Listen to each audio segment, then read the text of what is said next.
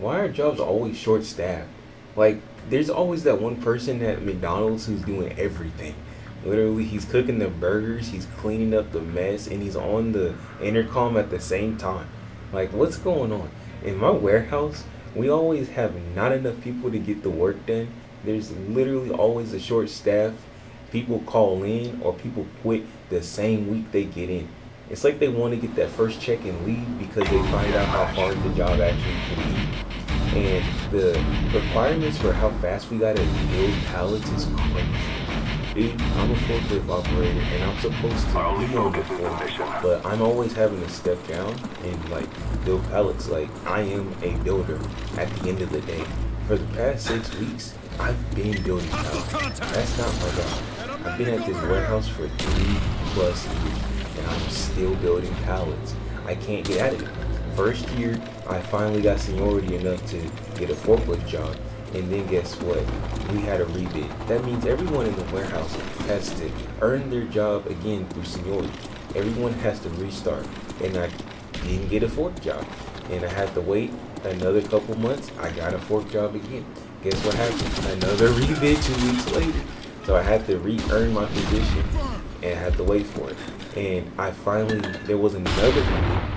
I got well, it was not another one, but I did wait my time and get my fork position again in like a couple of months.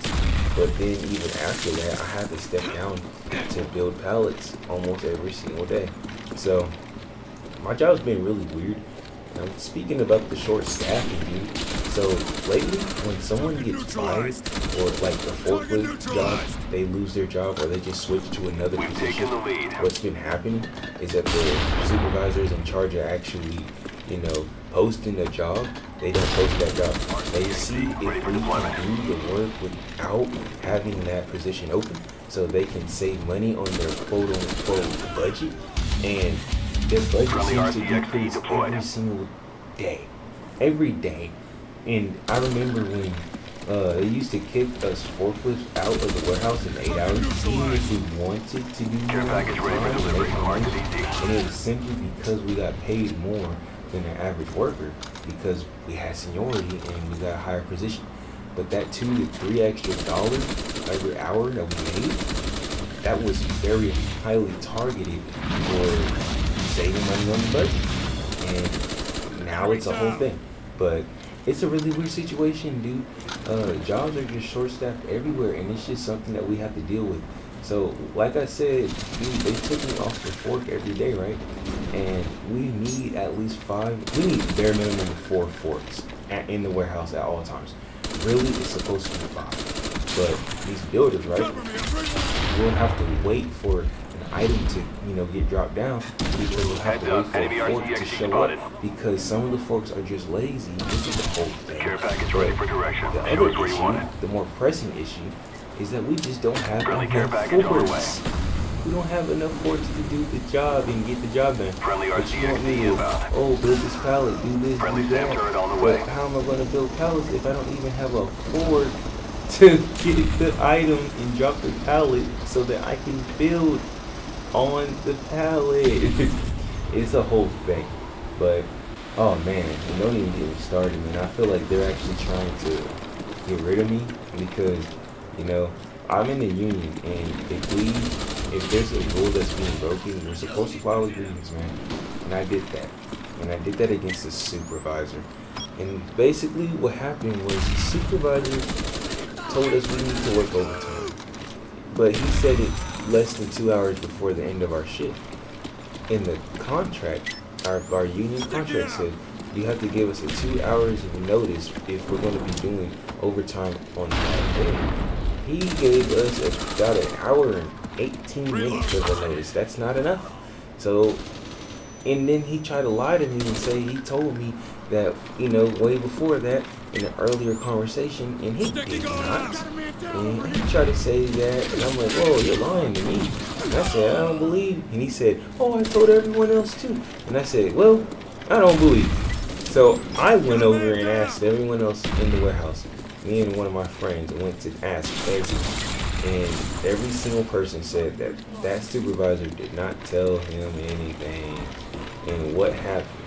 Okay, so We've we lost the basically lead. filled out a piece of paper saying all of Enemies these people Valkyrie who above. signed their names are leaving. Apparently, that is a quote unquote mass walkout because I guess because we put it on a piece of paper that we were leaving at our regularly scheduled time because supervisor didn't follow the rules.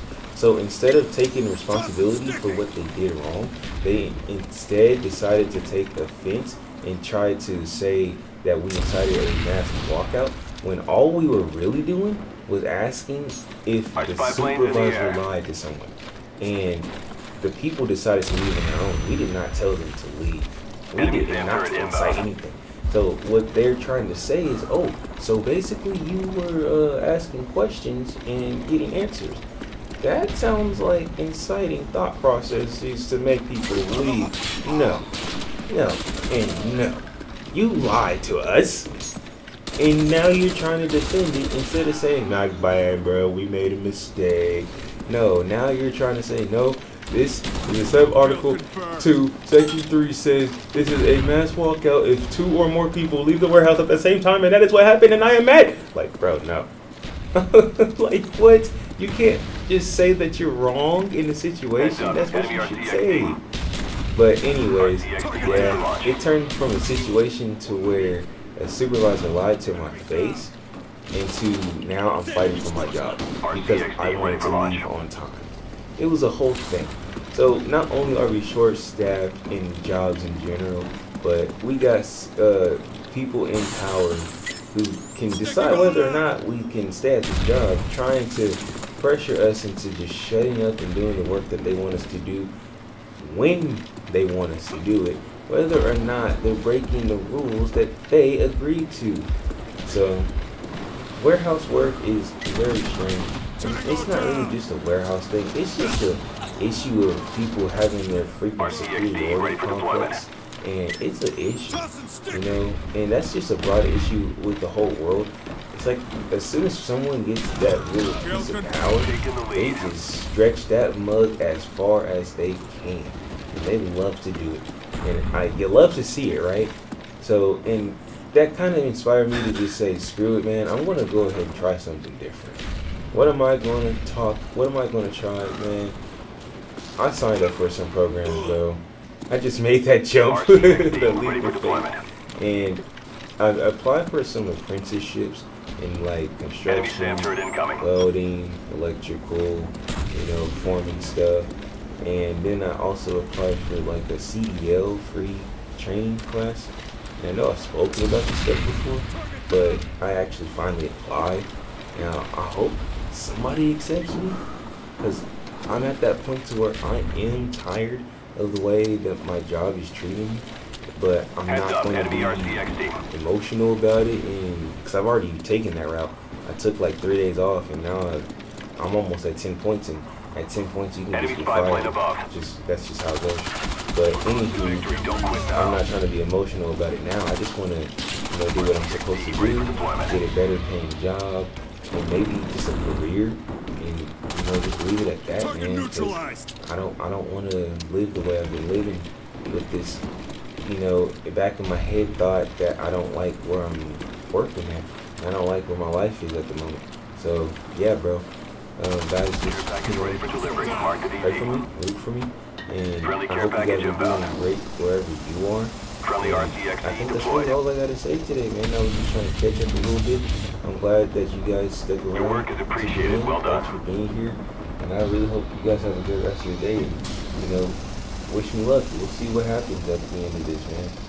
But with that being said, life has been a bit of a challenge lately. But you know, what's life without a challenge? You know, at the end of the day, everything's pointed to. Then you get bored, and I mean, not that I know. I kind of, yeah. Let me just leave it at that. I don't want to say, oh, I want to be a spoiled brat, but no.